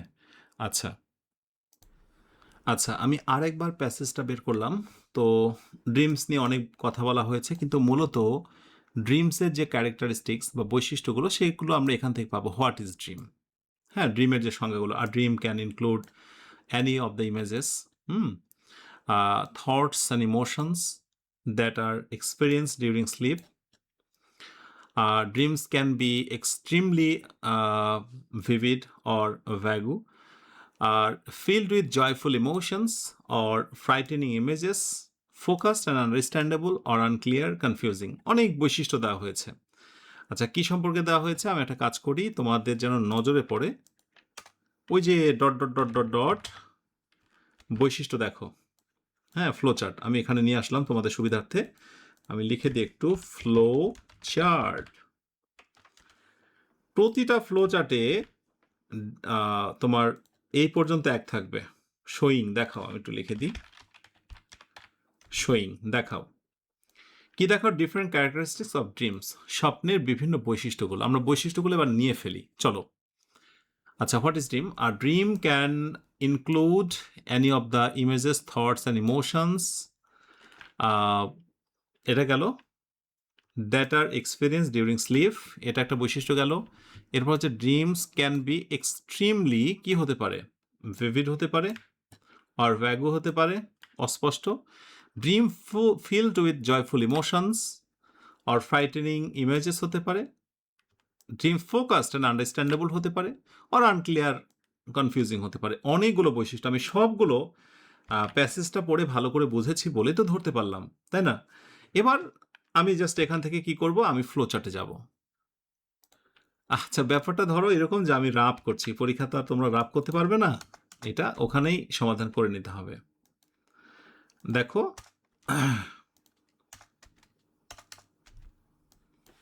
আমি বাক্যগুলোকে কিভাবে সুন্দর শর্ট রূপান্তর করি। প্রথম কথা হচ্ছে, মনে রাখবে ফ্লো চার্টে কোনোভাবে সাবজেক্ট চলবে না, মূল কথাটা ফোকাস করতে হবে। এবং যেহেতু বলাই হচ্ছে যে ড্রিমস বা স্বপ্নের বৈশিষ্ট্য, তার মানে প্রতিটা কথাই যে স্বপ্নের, এই জন্য স্বপ্ন কথাটাকে আর বারবার উল্লেখ করার দরকার নেই। আমি যা তথ্য দেব সবই স্বপ্নের। অতএব রাইট উত্তর কি হতে পারে? আর dream can be include, no. So এইটা আমরা বাদ দেবো এখান থেকে। দেখো, সাবজেক্ট বাদ, মডেল ভার্ব বাদ যাবে সবসময়, ভার্ব থেকে বাকি অংশটা আমরা নেব এবং শুরুতে ভার্ব থাকলে তার সঙ্গে আমরা আইএনজি করে দেবো। So including any of the images, thoughts and emotions. এক নম্বর উত্তর আমার হয়ে গেল। That are experience during sleep. এখন দ্যাট আর কোন জিনিসগুলো? ডিউরিং স্লিপ, মানে ওই স্বপ্নগুলো ঘুমের মধ্যে কি হয়? এক্সপিরিয়েন্স হয়। সাম থিংস, আমি এখানে এইগুলোকে বলছি some things, some things are experience না দিয়ে এক্সপিরিয়েন্সড ডিউরিং স্লিপ, মানে প্যাসিভ সেন্সে করে দিলাম। তার মানে সরাসরি ভার্বের যখন পাস্ট পার্টিসিপল করে দেওয়া হয়, এটাও কিন্তু ফ্রেজের একটা part. Some things experienced during slip, কিছু জিনিস ঘুমের মধ্য দিয়ে অভিজ্ঞতা লব্ধ হয়। ওকে? আচ্ছা, এরপরে আসো। Dreams can be extremely vivid. আচ্ছা, এইবার যেহেতু আমার মূল কথাই হচ্ছে ড্রিম নিয়ে, সুতরাং এখানে ক্যান বি পর্যন্ত বাদ যাবে। সো লিখবো এক্সট্রিমলি ভিভিড, স্পষ্ট। ওকে? এরপরের কথা হচ্ছে dream filled with joyful emotion. তার মানে ফিল্ড থেকে বাক্য অংশ নিলে আমার হয়ে যায়। পাস্ট পার্টিসিপলও বাক্যের শুরুতে বসে, এটা কিন্তু ভার্ব নয়, এটা ফ্রেজের একটা অংশ। Okay, so filled with joyful emotions গেল। এরপর ফ্রাইটেনিং ইমেজেস, এটা দেব না। ফোকাসড অ্যান্ড আন্ডারস্ট্যান্ডেবল, কি ফোকাসড আন্ডারস্ট্যান্ডেবল। সো এখানে কোনো পরিবর্তন হবে না, সাবজেক্ট নেই, সরাসরি ভার্বে পাস্ট পার্টিসিপল, এমনটি হতে পারে। তাহলে 1 2 3 4 5, আরও অনেক আনসার রয়েছে, আমি এই 5টা নিলাম। সো এখন আমার কাজ হচ্ছে এই 5টাকে আমি জাস্ট বক্সের মধ্যে লিখে দেব। 5টাকে আমি জাস্ট বক্সের মধ্যে দিয়ে দেব, হয়ে গেল। ঠিক আছে, আমি এগুলোকে ডিলিট করে দেব। তোমরা তো ডিলিট করতে পারবে না, তোমরা এটা প্যাসেজ থেকে ভাবে করে নিও। তারপরে এগুলো প্রত্যেকটাই নাম্বার দিয়ে বক্সের ভিতরে দিয়ে দেব। প্রশ্ন হলো বক্সটা আমরা কি দিয়ে আঁকবো? অবশ্যই কলম দিয়ে আঁকবো। অনেকে প্রশ্ন করে যে রুল নাকি কলম, তো অবশ্যই কলম দিয়ে। এটা তোর বায়োলজি এক্সাম নয় যে তুমি রুল নিয়ে যাবে। কেন রুল নিয়ে যাবে তুমি? আচ্ছা, এটা গেল। সো প্রতিটাই কি করবো আমরা? বক্স দিয়ে ঘিরে দেব, মানে এই যে এটার মতো করে বক্স দিয়ে দেব। এবং অবশ্যই শুরুটা হবে স্মল লেটার, যেটা আমি প্রথমে একটা প্রশ্ন করেছিলাম যে শুরুটা কি হবে। মাশাআল্লাহ, যারা পেরেছো তোমাদের অভিনন্দন। প্রিয় শিক্ষার্থীদের বলছি, আশা করি বুঝে গেছো ফ্লো চার্টে কোন জিনিসগুলো রাখতে হয়, কি করতে হয়। চলো আরেকবার রিপিট করি। অবশ্যই ফ্লো চার্টে তথ্যগুলো হতে হবে ফ্রেজ আকারে। ফ্রেজের ভিতরে সাবজেক্ট এবং ভার্ব থাকা যাবে না। তথ্যগুলোর মূল কি জিনিস চাওয়া হচ্ছে সেটি থাকবে সুইং বা মেনশনিং এর পর, এখানে থাকবে মূল কথা, সেটা দেখে প্যাসেজের সঙ্গে মিলিয়ে উত্তরগুলো আমি বের করব। উত্তরগুলো অবশ্যই 1 নাম্বার থেকে 5 নাম্বার পর্যন্ত হবে। বক্সের ভেতরে আমরা লিখব। আমার এখানে বক্স দেওয়া সম্ভব হয়নি, ড্রয়িং করতে সময় লাগবে। সো প্রতিটাই বক্সের মধ্যে আমরা দেব। ঠিক আছে? এবং চাইলে নিচে একটা অ্যারো মার্কস দিতে পারি আমরা। ঠিক আছে? নিচে একটা অ্যারো মার্কস দিয়ে দিতে পারি, দেখতে ভালো লাগবে। এবং অবশ্যই স্টার্টিং লেটারটা, এটা যেহেতু phrase not a sentence, so small letter হবে। ক্লিয়ার? এগুলো মাথায় রাখো, প্র্যাকটিস করো মডেল কোশ্চেন থেকে, ব্যাস হয়ে যাবে। হ্যাঁ, কোনো সময় দেখবে যে সাবজেক্ট ভার্ব দিয়ে শুরু হয়েছে। এইগুলো আসলে মানে কি বলবো, ফ্লো চার্টে মূল শর্ত নয়। এখন দিয়েছে, কি আর বলবো, মার্কস পাবে কিনা এটা আমাকে বললে বড় মুশকিল হয়ে যাবে। কারণ ভুল জিনিস লিখে মার্কস পাওয়াটা আসলে তো এটা খুবই অপ্রত্যাশিত। কিন্তু সঠিকটা শিখে যাব, সঠিকটা ব্যবহার করব। কেমন? আচ্ছা, এবার আমাকে বলো ঠিকঠাক বুঝতে পেরেছো কিনা। আমি একটু কমেন্টে নজর রাখছি। সুন্দর। বাহ! আচ্ছা, তাহলে কি আমরা বুঝেছি। হ্যাঁ, ওকে, ঠিক আছে। তাহলে কি আমরা নেক্সটে যেতে পারি? নেক্সট টপিক, ফ্লো চার্টের পর সামারিতে? হুম, ওকে। আচ্ছা, এভাবে করে বলা থাকবে সামারাইজ দ্য ফলোইং প্যাসেজ। একটা প্যাসেজ দিবে ফার্স্ট পেপার থেকে। আমি এখানে একটা দিয়ে রেখেছি ড্রিমস। তো এখন আ সেই প্যাসেজ থেকে তোমাকে সামারি লিখতে হবে। তো সামারি লিখতে গেলে যে প্যাসেজটা থাকবে তার বাংলা জানা খুব জরুরি। আমি জাস্ট বাংলা দিয়ে রেখেছি। পরীক্ষায় তো আর এমন থাকবে না। ওই যে বললাম, অল্প সময় যাতে তোমাকে বেশি ফিডব্যাক দিতে পারি, সেই জন্য বেসিক্যালি কিছু বাংলা আমি করে রেখেছি। তাহলে বাংলাটা তুমি যখন ভালো করে ধরতে পারবে, তখন বুঝবে যে এই প্যাসেজের কোন বিষয়গুলোকে লিখতে হবে। আচ্ছা, লিখার ক্ষেত্রে আমি ২টা পয়েন্ট বলব তোমাদের। একটা হচ্ছে যারা well organized student, category A category student, আর যাদের আগে ভালো প্রস্তুতি ছিল না অথবা বানিয়ে লিখতে পারে না, তাদেরকে বললাম বি ক্যাটাগরি স্টুডেন্ট। হ্যাঁ, সো এ ক্যাটাগরি স্টুডেন্টরা কি করবে? নিজের ভাষায় লিখবে। লিখবে কতটুকু? অবশ্যই মূল যে প্যাসেজটি থাকবে তার 3 ভাগের 1 ভাগ। আমি আবার রিপিট করছি, মূল প্যাসেজ যদি হয় 12 লাইনের, তাহলে সামারি হবে 4 লাইনের। এটা মনে রেখো। সামারিতে বলা থাকবে না যে এত ওয়ার্ডের মধ্যে সামারি লেখো। দেখো, আজকের এই ক্লাসে তুমি কেন অ্যাটেন্ড হয়েছো? এই জিনিসগুলো জানার জন্য, এই কনফিডেন্সগুলো নেওয়ার জন্য। যে সামারিতে বলা থাকে না যে কয় ওয়ার্ডের মধ্যে লিখতে হবে, অথচ আমি লিখবো হচ্ছে প্যাসেজের 3 ভাগের 1 ভাগ। তার মানে প্যাসেজের লাইন যদি হয় আমার 12, আমি লিখবো হচ্ছে 4 লাইনের। আচ্ছা, এই প্যাসেজটা দেখি 1 2 3 4 5 6। তাহলে 6 লাইনে যদি প্যাসেজ হয় 3 ভাগ করলে 3 দুগুণে 6, তাহলে 2 লাইনের হবে আমার সামারি। সামারি হবে কত লাইনের? 2 লাইনের। এই 2 লাইনটা বানিয়ে লিখবে এ ক্যাটাগরি স্টুডেন্ট। আর যারা বি ক্যাটাগরি স্টুডেন্ট তাদেরকে আমি সাজেস্ট করব ফাঁকা রাখা যাবে না পরীক্ষার খাতায়। অবশ্যই কিছু না কিছু লিখে আসতে হবে, সেই জন্য অবশ্যই প্রথম সেন্টেন্স দিয়ে দাও এবং চাইলে মাঝখান থেকে গুরুত্বপূর্ণ 2টা সেন্টেন্স নিয়ে নাও। 2টা সেন্টেন্স তো এখানে দেখছি না। আর শেষের একটা বাক্য নিয়ে নাও। শেষে একটা বাক্য, এমনিতে এটা বাক্যটা বড় হয়ে যাবে। হ্যাঁ, ব্যাস। তাহলে এই হচ্ছে তোমার প্রথম সেন্টেন্স, মাঝখান থেকে 2টা লাইন এবং শেষের হচ্ছে একটা লাইন। এইভাবে 4টা লাইন লিখলেই মোটামুটি একটা স্ট্যান্ডার্ড হয়ে যায়। এটা আমি বললাম হচ্ছে ক্যাটাগরি বি, একটু পোর স্টুডেন্টের জন্য। হ্যাঁ, আচ্ছা, ব্যাস এভাবে যদি লেখো ইনশাআল্লাহ ফাঁকা রেখে আসা যাবে না, পরীক্ষার খাতায় এনি হাউ লিখতে হবে। ঠিক আছে, তাহলে মোটামুটি প্যাসেজ থেকে যে প্রশ্নগুলো সেগুলো গেল। এবার শুরু হচ্ছে উইথ ক্লু, উইদাউট ক্লু এবং রিয়ারেন্স। আচ্ছা, 4 নাম্বার হচ্ছে উইথ ক্লু আর 5 নাম্বার হলো উইদাউট ক্লু। 4 নাম্বারের মার্কস হচ্ছে 5 আর 5 নাম্বারের মার্কস হচ্ছে 10, 5 এবং 10। ওয়েল, সো এখানে যে ব্যাপারটা সেটা হলো societies culture is made up of its ideas and mode of behaviour. ওপরে যে শব্দগুলো আছে সেগুলো নিয়ে ফিল ইন দ্য গ্যাপ পূরণ করতে হবে। মনে রাখতে হবে দেয়ার আর সাম ওয়ার্ডস দ্যাট নিডেড, মানে প্রয়োজনের থেকেও বেশি ওয়ার্ড দেওয়া এখানে থাকবে, কিন্তু আমার দরকার হচ্ছে কয়টা? 10টা নেওয়া। Make any grammatical changes if necessary, অর্থাৎ কোথাও ভার্বের বেস ফর্ম আছে, তুমি পাস্ট পার্টিসিপল করতে পারো। কোথাও তুমি আইএনজি করতে পারো বা আইএনজি তুলে দিতে পারো, নানা রকম। সো এই ছোটোখাটো পরিবর্তনগুলো তুমি অবশ্যই করতে পারবে। এখন এটা যদি তুমি না জানো তাহলে পরীক্ষার হলে হয়তো হুবহু ওয়ার্ডটা বসিয়ে দেবে এবং দিয়ে ভাববে, আহা এখানে তো এস বা ইয়েস হওয়ার কথা ছিল না, কেন এটা থাকলো, আমি কি এটা কমাতে পারবো না? ইয়েস, আমি আবারও রিপিট করছি, এই আত্মবিশ্বাসের জন্য তুমি ক্লাসে অ্যাটেন্ড হয়েছ। আচ্ছা, এবার 5 নাম্বারটা উইদাউট ক্লু। সো পুরো প্যাসেজটা তুমি এ টু জেড পড়ে নাও, একটু বাংলাটা বোঝো, তারপরে মনের মতো করে শব্দ বসাও। যেমন আমি উদাহরণস্বরূপ এখানে বলি, আচ্ছা বলো তো আমার প্রিয় শিক্ষার্থীরা, এখানে রাইট উত্তর কি হবে? Hospitality has long been a part of our কি, of our culture in Bangladesh, তাই না? Of our culture, CULTURE, culture. এখন অন্যজন কালচার লিখতে পারে, কাস্টম লিখতে পারে, ট্রেডিশন লিখতে পারে, এইটার আনসার এক একজনের এক রকম হতে পারে। All the many other customs, না?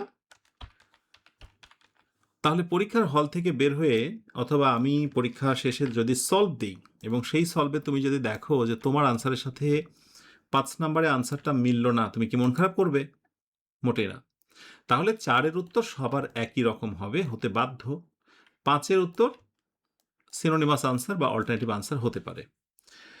এখন এখানে একটা বিষয় বলি তোমাদের, আমি কিন্তু এই যে বিভিন্ন সময় ম্যারাথন ক্লাস, বিভিন্ন কিছুতে একটা স্টুডেন্টের ক্ষতিটা কোথায় করা হয়, এরকম উইথ ক্লু উইদাউট ক্লু রিয়ারেন্স দিয়ে প্র্যাকটিস করানো হয়, 4-5টা প্যাসেজ তাদেরকে দিয়ে প্র্যাকটিস করানো হয়, সময় নষ্ট করা হয়, কিন্তু আদৌ সেটা পরীক্ষায় আসে না। এখান থেকে জাস্ট সে কি হয়, টাইম নষ্ট হয় এবং সে বুঝতে পারে না যে আসলে আমার মানে কি করা উচিত। কারণ একজন শিক্ষার্থী তো অনেক কচি, তাই না? মানে ওকে যেটা দেওয়া হচ্ছে সেটাই নিচ্ছে। তো আমার রিকোয়েস্ট থাকবে যে তোমরা অনুধাবন করো যে সারা বছর পরে যেটা কমন পড়লো না, আমি স্ক্রিনে 4-5টা জিনিস দিয়ে প্র্যাকটিস করাচ্ছি এবং সেটা অনেক সময় নিচ্ছি তোমার কাছ থেকে, এটা কতটুকু মানে কাজে দেবে তোমাকে? তো যার কারণে আমি আসলে এই আনসার বলে টাইম ওয়েস্ট করা বা তোমাদেরকে আনসার নেওয়া যে বলো দেখি একের রাইট উত্তর কি, বি এর উত্তর কি, এভাবে আসলে হয় না। তো জাস্ট আমি ডিরেকশন দিলাম, তোমার কাজ হচ্ছে এটা তুমি নিয়ে নিলে। এবার আমি তোমাকে একটা সাজেশন দিয়েছি, ওই যে উইথ ক্লু উইদাউট ক্লু রিয়ারেন্স প্রথম অংশে দিলাম, সেইগুলো একটু দেখে যেও, প্রিপারেশনের জন্য যথেষ্ট। সাথে আরেকটি বিষয় বলি যে পরীক্ষার খাতে আনসার লিখবো কিভাবে, একইভাবে আনসার টু দ্য কোশ্চিন নং 4 অথবা হচ্ছে 5 দেওয়ার পর তুমি ধারাবাহিকভাবে সাজিয়ে নেবে। হ্যাঁ, উদাহরণস্বরূপ কথা বলছি, এ, ওরে বাবা, এ,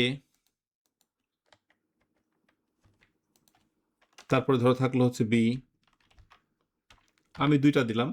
তাহলে আনসার টু দ্য কোয়েশ্চেন নং কত? ৪ দিয়ে এ নাম্বারে যেটা হবে সেটা বসাবে, বি নাম্বারে যেটা হবে সেটা বসাবে। একইভাবে ৪ এর ক্ষেত্রেও যা ৫ এর ক্ষেত্রেও তাই। তো অনেকের আবার একটা ভুল ধারণা হলো যে সঠিক উত্তরটা লেখার পর ধরো কথার কথা এ নাম্বার হচ্ছে কালচার।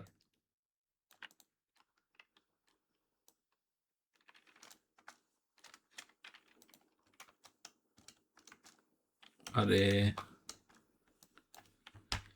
তো কালচার এখন এইটা লেখার পর অনেকে আমি দেখেছি যেটা করে সেটা হচ্ছে এটার নিচে আবার আন্ডারলাইন করে। সো আন্ডারলাইন করা যাবে না, ঢালাও A B C D E F G এই সাইজে এক পাশে লিখবে, দুই পাশে না। অনেকে কি করে এক পাশে এ বি সি ডি ই, অন্য পাশে F G H I J. না, টানা এক পাশে দেখবে, লিখবে, এটা স্যারের খাতা দেখতে অনেক সুবিধা হয়। গেল, তাহলে ৪ গেল, আর এই হচ্ছে ৫। ওকে, ৪ ৫, এরপরে হচ্ছে রিয়ারেন্স। ৬ নাম্বার হচ্ছে রিয়ারেন্স। কি বলা হচ্ছে? The following sentences are jumbled, that means এলোমেলো আছে, rearrange them in proper sequence. Proper সিকোয়েন্সে সেটাকে রিঅ্যারেঞ্জ করো। এখানে দুর্দান্ত ২-৩টা জিনিস নিয়ে শিক্ষার্থীদের মধ্যে করে দেখা। সেটা হলো লিখবো কিভাবে? প্রথম কথা হচ্ছে এটা বক্স করে, হ্যাঁ? বক্স করে সুন্দরভাবে, যেমন হ্যাঁ, আমি একটু ড্রয়িং করে নিলাম। বক্স করে নেব আমরা নিচে। একটু দেখো তোমরা। এভাবে ফার্স্টে বক্সটা করে নেবে। তার আগে তো একটা কাজ আছে, আনসার টু দ্য কোয়েশ্চেন নং 6, ওটা তো লিখবেই। বক্স করে নেবে। বক্স করার পরে এখানে তোমার হচ্ছে ১, ২, ৩, ৪, ৫ ধারাবাহিকভাবে তোমার ১০ নাম্বার পর্যন্ত দেবে। কত নাম্বার? ১০ নাম্বার, মানে ১০ টা তোমার গ্যাপ। ঠিক আছে? অথবা এ, বি, সি, ডি। এ, বি, সি, সরি, এ, বি, সি, ডি, ই ইত্যাদি। এবার নিচে যেটা এ নাম্বারে হবে, মানে প্রথম যেটা হবে সেটা বসিয়ে দাও। তো প্রথম কি হবে? At last the hour of departure had arrived, অবশেষে যাওয়ার সময় এসে গেল। হুম, ধরো কথার কথা আমি দিলাম হচ্ছে এটা 10। তারপরে কি? Socrates made his friend and disciples for the last time. Socrates শেষবারের মতো তার বন্ধু এবং শিষ্যদের সাথে দেখা করলো। সো তুমি এখানে বসিয়ে দিলে নাম্বার 9। এইভাবে করে সবগুলোতে তুমি ধারাবাহিকভাবে বসিয়ে দাও 10 পর্যন্ত। আমার তো 10টা। দেওয়ার পর যে জিনিসটা বেশিরভাগ শিক্ষার্থী ভুল করে, ভালো করে শোনো। এইভাবে তো তুমি সিকোয়েন্সটা লিখলে, লিখার পর দ্বিতীয় যে কাজটা সেটা হচ্ছে ঢালাও, এবার লিখে ফেলা কোন লাইনে কি আছে। এটা লিখলাম, ফুল স্টপের পরে আমি দেব হচ্ছে পরেরটা। হ্যাঁ, অনেকেই কি করে? ওপর নিচ করে। আরে বাবা, এটাকে একটা স্টোরিতে রূপান্তর করতে হবে। ঠিক আছে? সো অবশ্যই পুরোটা গল্প আকারে লিখে আসতে হবে। এবং আরেকটা বিষয় নিয়ে শিক্ষার্থীর মধ্যে কনফিউশন, সেটি হলো যে আমার যদি প্রথম দিকে ২ টা হয় আর শেষের দিকে না হয় তাহলে আমার কি হবে? বা প্রথম দিকে আমার হয়নি, মাঝখানে কয়েকটা হয়েছে, শেষের দিকে হয়েছে, তাহলে আমি মার্কস কত পাবো? আমি বলি এই বিষয়টা তোমার মাথা থেকে দূর করতে হবে। তোমার কাজ হচ্ছে সঠিকটা করা। সঠিক করে তুমি পরীক্ষা হল থেকে আসবে, মার্কসটা দিবেন হচ্ছে টিচার। কিন্তু আমি তোমাকে এটুকু বলি যে যেখান থেকে সিকোয়েন্স হবে সেই অংশটুকু তুমি মার্কস অবশ্যই পাবে। এটা নিয়ে বলতে গেলে একটা তোমাদেরকে টিউটোরিয়াল দেখাতে হবে, না হলে বুঝবে না। সো তোমার কাজ হচ্ছে সঠিকটা করে আসা, সঠিক পন্থায়। শিক্ষক আশা করি তোমাকে ফেয়ার মার্কস দেবেন, নাম্বারের ক্ষেত্রে কোনো কৃপণতা করবেন না। ব্যাস, তাহলে মোটামুটি পার্ট এ আমাদের শেষ হয়ে গেল, তার সঙ্গে উইথ ক্লু, উইদাউট ক্লু এবং রিয়ারেন্স শেষ হলো। এইবার শুরু হচ্ছে রাইটিং পার্ট। আচ্ছা, রাইটিং পার্টে কোথায় কি থাকবে, কয়টা থাকবে, এটা কি জানা আছে? আচ্ছা, ৭ থেকে শুরু। ৭, প্রথমে বলবে write a paragraph within 200 words, price hike. তার মানে প্রাইস হাইকের ওপরে বা দ্রব্যমূল্যের ঊর্ধ্বগতি এটা নিয়ে তুমি 200 ওয়ার্ডের একটা প্যারাগ্রাফ লেখো। ওকে, ডান। তো 200 ওয়ার্ডের যে প্যারাগ্রাফ আমি লিখব, এটা কি আমি জানতাম নাকি আনুমানিক লিখে আসতাম? আচ্ছা, আরেকটা প্রশ্ন হলো 200 মানে কি 200 মানে গুণে গুণে 200 নাকি কম বেশি? এগুলো প্রশ্ন আছে তোমাদের। আর ঠিক এগুলোর জন্যই তুমি ক্লাসে এসেছো। ক্লাস তোমাকে কমন দেয় না, ক্লাস তোমাকে কনফিডেন্স দেয়। আর যে বলে ক্লাসে উপস্থিত হলে 100% কমন, ও আসলে টিচার না। হ্যাঁ, মানে এটা টিচার বলা ঠিক না। এনিওয়ে সো এখানে আমরা হলো ২০০ শব্দের ভেতরে প্যারাগ্রাফ লিখব। সো শতকরা ৫ টি শব্দ বেশি অথবা কম। শতকরা ৫ টি শব্দ বেশি অথবা কম। তার মানে ৫ টি করে ধরলে ২০০ তার মানে ১০। তার মানে ২১০ টা হতে পারে অথবা ১৯০ টা ওয়ার্ডের মধ্যে হতে পারে। এবং সেকেন্ড কোয়েশ্চেন হলো তোমাদের মনের প্রশ্ন এটা যে আচ্ছা যিনি খাতা দেখেন উনি কি গুণে, গুণে দেখেন ওয়ার্ড? মোটেই না। উনার অভিজ্ঞতা আছে, উনি জানেন ২০০ ওয়ার্ডের হলে কত পৃষ্ঠা হয়। সেক্ষেত্রে যদি উনি স্ট্যান্ডার্ড মনে করেন ১৫০ ওয়ার্ডে হয়ে গেছে, এনাফ। তার মানে এই নয় যে তুমি ১৫০ ওয়ার্ডের প্রস্তুতি নেবে। তুমি খাতায় অবশ্যই ২০০ ওয়ার্ডের প্রস্তুতি নেবে। এবং আরেকটি বিষয় বলি তোমাদের, আমি যেটা করতাম, তোমরা এটা করবে যারা বানিয়ে লিখতে চাও, আমি যে সাজেশন দিয়েছি সেগুলো একটু বানিয়ে লিখবে। আর মুখস্থ যারা করেছো তাদের বলার কিছু নেই, মুখস্থগুলো একটু নিজে লিখবে আর বিশেষ করে বানানগুলো একটু দেখবে। আমি আমার সময় এটা করতাম। আমার বানানগুলোর ব্যাপারে আমি কনফিউজড হলে সেই বানানগুলোই আমি বারবার লিখতাম। এই বানানের কারণে না পুরো একটা সেন্টেন্সই কাটা যায়। প্যারাগ্রাফে তাহলে হচ্ছে ১০ মার্কস। লিখবো হচ্ছে ২০০ শব্দের ভিতরে as usual. The following is the beginning of a story completed in your own words. অর্থাৎ কমপ্লিটিং স্টোরি কি বলেছে দেখো, খুবই গুরুত্বপূর্ণ কথা। Complete it in your own words, নিজের ভাষায় লিখতে হবে। কিছু অংশ দেওয়া থাকবে, এর সঙ্গে বাকি অংশটা। শুরুতে আমরা কি করব? শুরুতে লেখার নিয়ম হচ্ছে, ও আচ্ছা, প্যারাগ্রাফে অবশ্যই তুমি একটা শিরোনাম দেবে, প্রাইজ হাই দিয়ে তুমি সুন্দরভাবে লেখা শুরু করবে। প্যারাগ্রাফ লিখবে 1 প্যারাতে। তাহলে হচ্ছে আগে দেবো হচ্ছে টাইটেল, TITLE, টাইটেল দেবো। টাইটেল কথা কিন্তু লেখার দরকার নেই, আমি এমনি বলছি। প্রাইজ হাই, এরপরে হচ্ছে 1 প্যারাতে শেষ করতে হবে। টাইটেল এবং হচ্ছে 1 প্যারা। ওয়ার্ড লিমিট 200 ওয়ার্ডস। আচ্ছা, এবার কমপ্লিট স্টোরির ক্ষেত্রে কি? প্রথমে এটাতেও যাবে টাইটেল। টাইটেল যাওয়ার পর যে অংশটুকু আছে সেটা নিজের মতো করে, নিজের ভাবভঙ্গিতে এটাকে শেষ করতে হবে। Own words. কোনো বই থেকে মিলে গেলে কি যে অবস্থা হয়। তবে হ্যাঁ, ওই যে যা ৩৩ জোটে না সে হয়তোবা পাস মার্কস পায়, কিন্তু যে ভালো স্টুডেন্ট তাকে ৭৫ থেকে ৮০ করে দেওয়া হয় না। এই জায়গাগুলো কিন্তু হার্ড শিক্ষার্থীদের জন্য আরো বেশি হার্ড। মানে ভালো প্রস্তুতি শিক্ষার্থীদের জন্য আরো হার্ড। আর যারা উইক, যাদের প্রয়োজনে ৩৩ বা ৪৫, তাদের ক্ষেত্রে কিছু স্যাক্রিফাইস করা হয়। ওকে, সো এটা আমরা আগেও বলেছি যে কমপ্লিট স্টোরি দুভাবে আসতে পারে। একটা হচ্ছে ট্র্যাডিশনাল, আরেকটি হচ্ছে ক্রিয়েটিভ। ক্রিয়েটিভের টাইটেল একেকজনের একরকম হতে পারে। আচ্ছা, এবার 9 নাম্বার যেটা সাধারণত আমি বলেছিলাম যে তোমাদের ইনফর্মাল লেটারই আসতে পারে।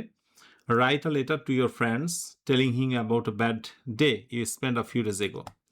তো আমি লেটারের যে ফরম্যাটগুলো দিয়েছি, অথবা আমি তোমাদের একটা লিঙ্ক দেবো, লেটার কিভাবে লিখতে হয় সেখান থেকে বিস্তারিত পাবে। এবং একটা বিষয় বলি, দেখো প্যারাগ্রাফ কিন্তু আমি বললাম আসবে, কিন্তু প্যারাগ্রাফটা কি ধরনের লিখতে হবে পরীক্ষায় কমন না পেলে ইত্যাদি, এই শর্টকাট টেকনিকগুলো কোথায় পাবে? ইয়েস, প্রথম কমেন্টে আমি সুন্দর করে দিয়ে রাখবো। অর্থাৎ এই যে ক্লাসটা এই মুহূর্তে আমি যেটা নিচ্ছি, কোনোভাবেই এই ক্লাসটার কোনো একটা অংশ স্কিপ করা যাবে না। আচ্ছা, তো এই হচ্ছে ব্যাপার। লেটার আসবে, লেটার লিখবে সাধারণ নিয়ম অনুযায়ী, ৫ মার্কস। এরপরে হচ্ছে গ্রাফ অ্যান্ড চার্ট। ইয়েস, খুব খুব ইম্পর্টেন্ট একটা কথা, গ্রাফ অ্যান্ড চার্ট। তো গ্রাফ অ্যান্ড চার্ট একটা সাবজেক্ট দেওয়া থাকবে। এখানে সাবজেক্টটা কি দিয়েছে আমরা একটু দেখি। The number of people living below the poverty line, এত সাল থেকে এত সাল, খেয়াল করো ১৯৯৫ সাল থেকে ২০১০ সাল পর্যন্ত সবাই দারিদ্র সীমার নিচে বাস করছে। পরীক্ষায় যখন কোনো গ্রাফ অ্যান্ড চার্ট দেখবে, সেটা একটু ভালো করে অনুধাবন করবে, আগে গ্রাফ অ্যান্ড চার্টটা বুঝে নেবে। যদি বুঝে নাও, এরপর ১৫০ শব্দের একটা বর্ণনা দিতে হবে। You should highlight and summarise the information given in the graph. এখানে ২টা কথা মনে রাখবে, হাইলাইট এবং হচ্ছে সামারাইজ। হাইলাইট মানে কি? একেবারে মূল জিনিসটা আমার নজরে আসবে, এবং একই সাথে সেটা আবার সামারি হতে হবে, অনেক বিস্তারিত নয়। এই জন্য বলা হয়েছে ১৫০ ওয়ার্ড। ব্যাস, তাহলে আমি যে পরীক্ষায় আমার গ্রাফ অ্যান্ড চার্ট আসবে, আমি সেই গ্রাফ অ্যান্ড চার্টটা সুন্দর করে দেখে বুঝে নেব যে আচ্ছা কোথায় কি ১৯৯৫ সালে দারিদ্র মানুষের সীমানা কি ছিল? ৩৫। ২০০৪-এ এসে ৪৪-এ আপগ্রেড করেছে, এটা বেড়ে গেছে। ৮-এ এসে কমেছে, ১০-এ এসে আরো কমেছে। এই কথাগুলো আমরা জাস্ট গ্রাফে বর্ণনা করব। বর্ণনা করার শুরুতে আসলে কি হয়? এটা জানবে কি করে? এই একটা প্যাটার্ন তো তোমাকে জানতে হবে। সেজন্য আমি তোমাকে বলব যে আমি যদিও লিংকে দিয়েছি, তারপরে বলি যে ধরো আমরা ইংলিশ মজে ইউটিউব চ্যানেলে যাব। ইংলিশ মজে ইউটিউব চ্যানেলে চলো একটু ঘুরে আসি। আচ্ছা, তো আমি তোমাকে একটা আমার ইউটিউব থেকে আমি জাস্ট স্ক্রিনশট দিয়ে নিয়ে আসলাম। তোমরা ১ম কমেন্টের লিংকে পেয়ে যাবে। এই যে দেখো শর্টকাট টেকনিক। কত সুন্দরভাবে বলা হয়েছে যে কোথায় কোন কথাটা তুমি লিখবে। ওই ভিডিওটা দেখবে সুন্দরভাবে বুঝতে পারবে তোমরা। আচ্ছা, সো এরকম শর্টকাট সবগুলো দেওয়া আছে। প্যারাগ্রাফ বলি, তোমার লেটার বলি, তোমার হচ্ছে গ্রাফ অ্যান্ড চার্ট বলি, সবই দেওয়া আছে। ১ম কমেন্টে আমি লিঙ্কগুলো শেয়ার করে রাখলাম। কেমন? ব্যাস গেল এটা। ব্যাস তো এইভাবে হচ্ছে গ্রাফ অ্যান্ড চার্টটা শেষ করবে এবং তারপর সবচেয়ে লাস্ট আইটেম ১১ নম্বর, সেটি হচ্ছে write down the theme of the following poem. অর্থাৎ একটা কবিতা দেওয়া থাকবে, আমি এখানে ডট ডট দিয়ে বাকি অংশটা দেইনি, এভাবে কবিতা লাইন দেওয়া থাকবে, সেখান থেকে থিম লিখতে হবে। তো এই থিমটা হলো যে সামারির থেকেও আরও অনেক ছোট। থিম মানে একেবারে সার। থিম সামারি একটু বড় হয়। যেমন আমি উদাহরণ দিয়ে বলতে পারি ৫০০ পৃষ্ঠা বইয়ের, যেমন উদাহরণ দিয়ে আমি বলছি যে ৫০০ পৃষ্ঠা বইয়ের সামারি হতে পারে ধরো কথার কথা 5 লাইন্স, উদাহরণস্বরূপ বোঝাচ্ছি। আর থিম হতে পারে 50 লাইন্স, আর থিম হতে পারে ধরো 5 লাইন্স। তাহলে আশা করি বুঝতে পেরেছো যে ৫০০ পৃষ্ঠা একটা বই, সেটা কি বলে 5 লাইন্স, 50 লাইন্স, এটি হচ্ছে সামারি। আর 5 lines it's a theme. Theme মানে হচ্ছে একবার টু দ্য পয়েন্ট, মূল কোন জিনিসকে হিট করা হয়েছে সেটা। বুঝতে পেরেছো? সো এখন এই যে মানে আমি তোমাদের সাজেশনে দিয়েছি যে কোনগুলো পড়তে হবে, সেগুলো আমি তোমরা যাদের কাছে আছে ওয়েলকাম, না জানা থাকলে একটু কমেন্টে লিখবে, সেইগুলো আমি তোমাদেরকে প্রোভাইড করবো যে স্যার এটা একটা থিম প্রয়োজন, আমি দিয়ে দেব। আর কবিতা ভালো করে না বুঝলে আর থিমগুলো কন্ট্রোলে না থাকলে পরীক্ষা হলে বানিয়ে লিখতে যে অনেক ঝামেলায় পড়বে। সো আমার রিকোয়েস্ট থাকবে যে অ্যাটলিস্ট থিমটা বাসা থেকে মুখস্থ করে যে, যেগুলো আমি সাজেশনে দিয়েছি ওই কবিতাগুলো থিম। ওকে, ব্যাস মোটামুটি ক্লাসের আমরা একেবারে শেষ পয়েন্টে এসে উপনীত হয়েছি। এখন তোমরা কমেন্টে কিছু বলতে চাইলে বলো। কিন্তু এটা আমি তোমাদেরকে বলি যে অবশ্যই প্রথম কমেন্টটা চেক করতে হবে। প্রথম কমেন্টে যা যা দেওয়া হয়েছে মিস করা যাবে না। ঠিক আছে? এটা যেন মনে থাকে প্রত্যেকের। সাথে আরেকটি ব্যাপার তোমাদের জানিয়ে রাখি। ব্যাস আলোচনার একেবারে শেষে ২টা গুরুত্বপূর্ণ বিষয় তোমাদেরকে শেয়ার করব। যারা মানবিক এবং বিভাগ পরিবর্তন থেকে ভার্সিটি ভর্তি পরীক্ষা দেবে, বাংলা, ইংরেজি, সাধারণ জ্ঞান, এর প্রস্তুতি, আর বাংলাদেশের ঢাকা বিশ্ববিদ্যালয়, ঢাবি, রাবি, জাবি, চবিগোচর সবগুলো বিশ্ববিদ্যালয়ের প্রস্তুতি কমপ্লিট করতে চাও একটা প্যাকেজে, তাহলে যুক্ত হতে পারো সবচেয়ে বাংলাদেশের পুরনো প্রতিষ্ঠান ই-লার্নিং প্ল্যাটফর্ম ইংলিশ মজার সাথে। সো এটি তোমাদেরকে জাস্ট আহ্বান জানিয়ে রাখা। আর এখন বিশাল ছাড় চলছে, দেখতেই পাচ্ছ ৩১ জুলাই পর্যন্ত ৩,০০০ টাকা ছাড়। সো জাস্ট কমেন্টে, আমাদের ইনবক্সে, কমেন্টে তো না, ইনবক্সে নক করতে হবে। ইনবক্সে নক করো, আশা করি সকলের জন্য সুবিধা থাকবে। অর্থের কারণে যেন আসলে মানে প্রকৃত অর্থে কারো অর্থের সমস্যা রয়েছে কিন্তু সে মেধাবী, আশা করি সে এখান থেকে ছিটকে পড়বে না। সো তোমরা একটু যোগাযোগ রাখো, ইনবক্সে ভর্তি চলছে। আর আরেকটা নিউজ আমি তোমাদের সাথে দিতে চাই, সেটা হলো ইয়েস, এবং আরেকটি বার্তা হচ্ছে অ্যাকিউরেসি প্রশ্ন ব্যাংক। তুমি যেখানে থাকো, যেভাবেই থাকো, ভার্সিটি ভর্তি পরীক্ষার জন্য একটা প্রশ্ন ব্যাংক না নিয়েছ তো তুমি অনেক পিছিয়ে থাকবে। জাস্ট নামটা দেখে রাখো, অ্যাকিউরেসি। লাইব্রেরিতে দাঁড়িয়ে 10টা মানে বই থাকলেও, প্রশ্ন ব্যাংক থাকলেও মিলিয়ে নেবে অ্যাকিউরেসি থেকে কোনটা উপরে। ব্যাখ্যা, বিশ্লেষণে, প্রশ্ন সংগ্রহে আমরা অ্যাকিউরেট থাকার চেষ্টা করেছি, সেই জন্য নাম অ্যাকিউরেসি। ব্যাস এই ২-৪টি বিষয় তোমাদের জানানো ছিল। ক্লাস শেষ হলো। এখন তোমাদের কাজ হচ্ছে জাস্ট মোবাইল ফোন স্ক্রলিং না করে প্রথম কমেন্টে আমি যা যা দেখতে বলেছি সেগুলো দেখে, যেগুলো প্রয়োজন সেগুলো নিয়ে পড়ার টেবিলে বসে যাও, অনলাইনে আনাগোনা কম করো। ঠিক আছে? ইংরেজি প্রথম পত্র পরীক্ষা দিয়ে এসেই সেকেন্ড পেপারের দুর্দান্ত গাইডলাইনমূলক, সাজেশনমূলক ক্লাস আবারও পেয়ে যাবে ইংলিশ মজায়। ইনশাআল্লাহ তোমাদের সকলের প্রথম পরীক্ষাটা, ফার্স্ট পেপার পরীক্ষাটা দুর্দান্ত হবে। ভালো পরীক্ষা দেবে, এই আত্মবিশ্বাস নিয়ে তোমরা এগিয়ে যাবে। মনে রেখো, মুমিনের ২ ডানায় ২ রকমের ব্যাপার। এক ডানায় প্রত্যাশা, আরেক ডানায় ভয়। সো আমরা প্রত্যাশা নিয়ে এগোতে চাই। ইনশাআল্লাহ ভালো পরীক্ষা হবে। ঠিক আছে? তাহলে শেষ করার পূর্বে সবশেষে আমার প্রিয় বন্ধুরা যারা যুক্ত হয়েছে তাদের বলি, এক নজরে একটি স্ক্রিনশট দিয়ে নাও এটা। এবং এইটা হচ্ছে তোমাদের নম্বর বন্টন, কোথায় কত থাকবে, কোন মার্কস কি, এটা একটু বুঝে নেবে। মূলত এইটা দিয়ে শুরু করেছিলাম আজকের ক্লাস। আর আজকের এই পুরো আয়োজনে মূলত আমরা যেটি দিতে চেয়েছি, আমি যেটা দিতে চেয়েছি সেটা হলো কি পড়বো তার একটা সাজেশন দিয়েছি, কিভাবে লিখবো লেখার কৌশল দেখিয়েছি, কি করলে বেশি নম্বর পাবো। বেশি নম্বর পেতে গেলে নিজের ভাষায় লিখতে হবে, হ্যাঁ, একটু সুন্দর করে লিখতে হবে, প্রশ্নের সিকোয়েন্স বোঝাই করে লিখতে হবে। ঠিক আছে? এগুলো অবশ্যই মাথায় রাখতে হবে। আলহামদুলিল্লাহ, এর মধ্য দিয়ে শেষ হচ্ছে ইংরেজি প্রথম পত্র পরীক্ষার পূর্ণাঙ্গ দিক নির্দেশনা এবং প্রশ্ন কমনের বিশেষ এই ক্লাস। তোমাদের সবার জন্য দোয়া করছি, মহান আল্লাহ যেন আজকের এই ক্লাসটির মধ্যে বারাকা রাখেন, তোমরা যেন এখান থেকে প্রকৃত অর্থে ভালো কিছু পাও, এই দোয়া করছি সবার জন্য। তোমরা সবাই অনেক ভালো থেকো, যে ভালো শেষ নেই, সুখে থেকো, যে সুখের সীমানা নেই, এই অনন্ত শান্তির চিরন্তন প্রত্যাশায়। আল্লাহ হাফেজ। আসসালামু আলাইকুম ওরহমতুল্লাহ।